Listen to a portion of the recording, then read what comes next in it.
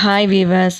இன்றைக்கி சின்ன மருமகளில் ராஜாங்கம் சீரியஸான நிலையில் ஹாஸ்பிட்டலில் அட்மிட் ஆன பின்னாடி டாக்டர் வந்து ஆப்ரேஷன் பண்ணி முடிச்சுட்டு இப்போ பரவாயில்லாமல் இருக்காங்க அப்படின்னு சொல்லிட்டு சேது கூப்பிட்டு தனியாக போய் பேசுகிறாங்க.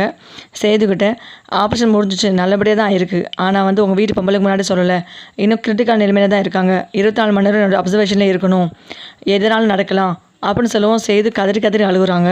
அப்புறம் ஆறுமுகம் செல்லதுரைக்கு ஃபோன் பண்ணி, செல்லதுரானே உங்களுக்கு ஒரு விஷயம் தெரியுமா, இங்கே ராஜாங்கம் ஐயாவுக்கு ஆக்சிடெண்ட் ஆகி ரொம்ப சீரியஸாக இருக்காங்களாம் அப்படின்னு சொல்லவும் பதறி அடித்து தமிழ் வீட்டில் இருக்க எல்லாரும் வசந்தி, அட கடவுளே என்னாச்சு, சம்மந்திக்கு என்னாச்சுன்னு சொல்லி ரொம்ப வருத்தப்பட்டு கேட்குறாங்க.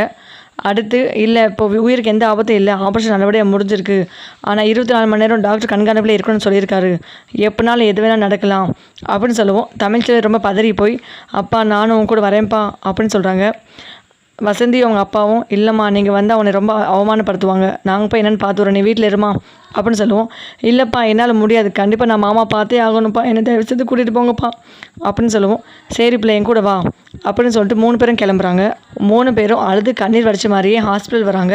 அவங்கள பார்த்து அங்கே சாவித்திரி, ஏன் ஹாஸ்பிட்டல் வந்தீங்க, எங்கள் அண்ணன் உயிரோடு இருக்காங்களா செத்தாங்களா பார்க்க வந்தீங்களா, கொலகார பாவீங்களா, எங்கள் அண்ணன் இந்த நிலைமைக்கு வந்ததுக்கு நீங்களும் ஒரு காரணமாக போயிட்டீங்க, வயிற்றில் குழந்தை இருக்குன்னு சொல்லிட்டு அவர் ஏமாற்றிட்டு இப்படி படுக்க ஆக்கிட்டீங்களே, போதுமா உங்களுக்கு அப்படின்னு கேட்கவும் தமிழ் அழுகுறாங்க. சேதுக்கு ரொம்ப கோவம் வந்து, மாமா இவர் இப்போவுமே போக சொல்லுங்க, இல்லாட்டா நான் நடக்கிறதே வேறு அப்படின்னு சொல்லும்போது அவங்க கிளம்பாமல் இருக்கவும் சேது வந்து கழுத்து பிடிச்சி தள்ளி விடுறாங்க செல்லதுரையை.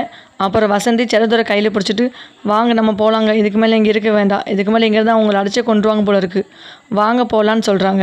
இங்கே நடக்கிற விஷயத்தெல்லாம் பார்த்து ஈஸ்வருக்கு ரொம்ப சந்தோஷமாக இருக்குது, என் பையனை விட்டே துரத்துனீங்களே, அவங்க குடும்பத்துக்கு இதெல்லாம் தேவை தான் அப்படின்னு நினச்சிட்டு மனசில் சந்தோஷப்படுறாங்க. செல்லதுரை அவமானப்பட்டு கூனி குறுங்கி நிற்கவும் தமிழ்ச்செல்விக்கு ரொம்ப டென்ஷனாகி மயக்கம் போட்டு விழுந்துறாங்க. அதை பார்த்து எல்லாரும் பதி அடிச்சு என்னாச்சுன்னு கேட்கவும், இல்லை அவங்க அப்பா கீழே விழுந்துறாங்க தான் டென்ஷன் ஆகிட்டாங்க அப்படின்னு பக்கத்தில் இருக்குங்க சொல்லவும் தமிழ்ச்செல்வி எந்திரிக்கவே முடியல. அங்கே இருக்க டாக்டர் உடனே ஓடி வந்து பார்க்குறாங்க. அவங்க மயக்கம் தெளிவே இல்லை, அடுத்த ரூம் கூட்டிகிட்டு வாங்க அப்படின்னு சொல்லிட்டு ரூமில் கூட்டிகிட்டு போய் டெஸ்ட் பண்ணி பார்க்குறாங்க. அடுத்து வெளியே வந்து சேது பார்த்து, கங்க்ராச்சுலேஷன், நீங்கள் பயப்படாதீங்க, நல்ல நியூஸ் தான், உங்கள் மனைவி கர்வமாக இருக்காங்க அப்படின்னு சொல்லுவோம். எல்லாருக்கும் தூக்கி வாரி போடுது, எதுவுமே புரியல. சேது சொல்கிறாங்க, சார் என்ன சார் சொல்கிறீங்க அப்படின்னு சொல்லுவோம். என்ன உங்கள் மனைவி கர்வமாக இருக்காங்க, அதை தான் சொன்னேன், இதை கேட்டு நீங்கள் எவ்வளோ சந்தோஷப்படணும், இப்படி சொல்கிறீங்களே அப்படின்னு சொல்லுவோம். நீங்கள் நல்லா டெஸ்ட் பண்ணி பார்த்தீங்களா, என்ன சார் இப்படி சொல்கிறீங்க, நல்லா டெஸ்ட் பண்ணனால தானே சொல்கிறேன் அப்படின்னு சொல்லுவோம். எல்லோரும் ஒருத்தர் பார்த்து முழிக்கிறாங்க. சேதுக்கு சந்தோஷப்படுதா கோவப்படுறதா இல்லை அவங்க அப்பா அட்மிட்டாக இருக்காங்க அதை நினச்சி துக்கப்படுறதா அப்படின்னு ஒன்று விளங்காமல் நிற்கிறாங்க.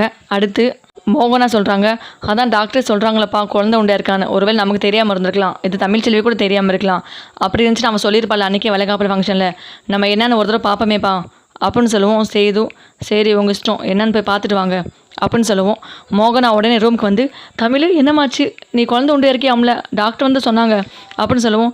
தெரியல அத்தை, எனக்கு அதை பற்றிலாம் தெரியல, ஆனால் வந்து நான் தலையை குளிச்சு 3 மாதம் ஆகுது, நான் அதை பற்றி யோசிக்கல அத்தை அப்படின்னு சொல்லுவோம். என்ன தமிழ், இதிலெல்லாம் கவனமாக இருக்க வேண்டாமாம்மா, இது மட்டும் முன்னாடி எனக்கு தெரிஞ்சிருந்தால் இந்த அளவுக்கு பிரச்சனை வந்திருக்கு, அதில் வளைகாப்பு ஃபங்க்ஷன் நல்லபடியாக முடிஞ்சிருக்கோம்லம்மா அப்படின்னு சொல்லுவோம்.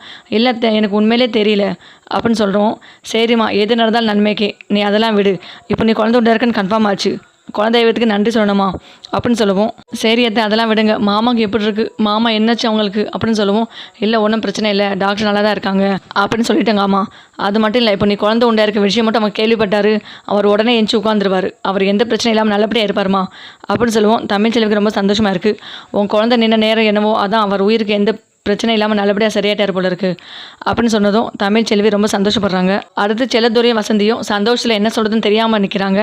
அடுத்து அப்பத்தா வந்து பார்த்து, ஆத்தா சேலக்காரி, நீ தான் இந்த வீட்டுக்கு பிரச்சனைலாம் தீர்த்து வச்சு நல்லபடியாக இருக்க வைக்கணும், இப்போ உண்டா இருக்க குழந்தைக்கு வந்து எந்த பிரச்சனை இல்லாமல் நீண்ட ஆயுசோடு வளரணும், நீ தான் இந்த குழந்தைய பாதுகாக்கணுமா அப்படின்னு சொல்லிட்டு ப்ரேயர் பண்ணிட்டுருக்காங்க. சேது வந்து இப்போ முழு மனசோட தமிழை ஏற்றுக்க ரெடியாக இருக்காங்க. ஆனால் தமிழ் வந்து சேது பார்த்துட்டு ஒன்றும் பேச முடியாத சூழ்நிலையில் இருக்காங்க. ஓகே வீவர்ஸ், அடுத்தடுத்து சின்ன மருமகளில் இதான் நடக்க போகுது.